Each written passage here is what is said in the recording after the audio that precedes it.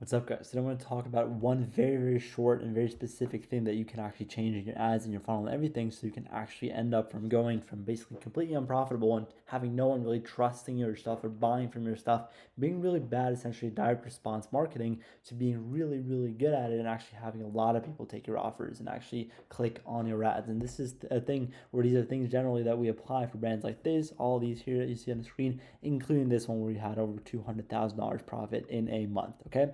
And so basically, what most people really do when they make ads, and this is why it doesn't work for most people, is they are really good at introducing the problem. They're really good at changing the belief of, I don't have a problem at all, right? Why would I watch this? They're really good at changing that belief. What they usually do is basically they try to introduce some type of way to actually kind of like present the problem in a really good way. They really talk really well on, okay, this is how it impacted other life areas. This is the mechanism of the problem, the reason why you've experienced this, blah, blah, blah, right? Creating urgency with the problem. Very nice, right? Most people are really good, but what they do is they skip from this stage here, right away to the why am I the best competitor stage.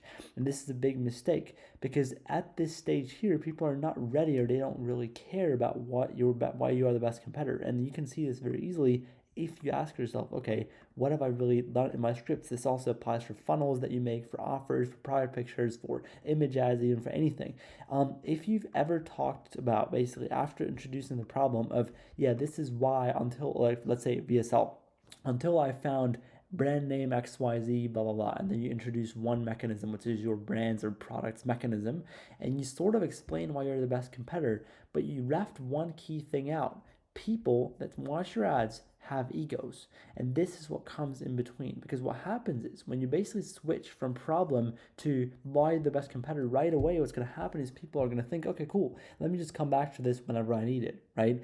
Why? Because this is the crucial part. They think they're already doing things to solve their problems. This is why your ads don't perform. People that watch your ads have a really good time thinking, oh, going, damn, okay, I actually do have this problem, whatever. Then they keep watching, and then you start talking about, your brand and why you've been doing this for so many years and why you have so many happy customers. They don't care. They think, okay, cool, but I'm already doing this and this and this and this to solve this problem, right? People have massive, massive egos, obviously depending on which niche and which age group, but the older you're generally trying to sell to, and obviously completely different demographics and everything react very differently on your marketing. Now, when you first, instead of going into why you're the best competitor, go into, okay, why, first of all, other solutions don't work, and actually start listing out solutions, why they don't work, how they can even have negative side effects and probably just won't waste their time, etc., right? And then basically introduce your solutions mechanisms first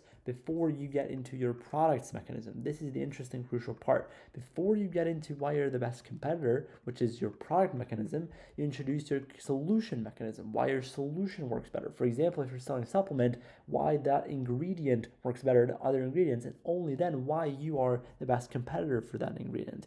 These have to be two separate things. This is the crucial part here.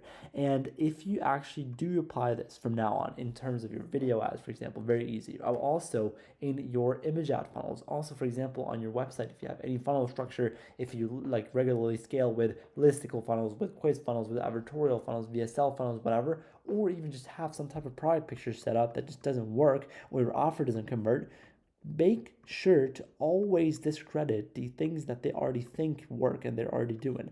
Discredit them. Make them basically think, okay, this is my ego talking. Remind them of their egos. Actually show them why that stuff doesn't work.